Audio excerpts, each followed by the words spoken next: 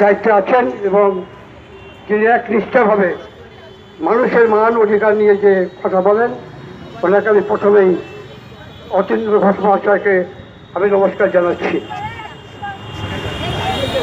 আমি জানাচ্ছি আমার প্রিয় বন্ধু শ্যামল ব্যানার্জি মহাশয়, উনি সাংবাদিকতা করেন, আমার দীর্ঘদিনের বন্ধু। আশা করি পানিহাটিতে আমাদের এই মঞ্চের সামনে, অর্থাৎ অভয়া মঞ্চ, যে মঞ্চ সারা ভারতবর্ষ নয় সারা পৃথিবীর অভয়ের নাম জানেন, সেই অভয়কেও শ্রদ্ধা জানিয়ে আমি দু চারটে কথা বলব। বিভিন্ন বক্তা আপনার সামনে বলেছেন প্রতিবন্ধী ভাই বোন। প্রতিবন্ধী ভাই বোন আমাদের পরিবারের লোক। সংবিধানে আমরা যেমন একটা ইলেকশনে একটা ভোট দিই, আমার প্রতিবন্ধী ভাইরাও কিন্তু ভোট দেয়।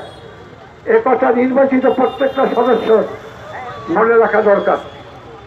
আমি পানিহাটির বুকে দাঁড়িয়ে বলছি যে প্রতিবন্ধী ভাইদের ভোটারদের যে সংগঠন যেখানে যেরকম ধরনেরই লড়াই করবে, আমি ন্যাশনাল হিউম্যান রাইটসের প্রতিষ্ঠাতা সভাপতি অমিত সেনগুপ্ত আপনাদের সঙ্গে থাকব। আমরা জানি যে ভারতবর্ষের মাটিতে যে কথা আমাকে পাশের একজন বন্ধু বললেন, অন্যান্য রাজ্যে যদি 5,000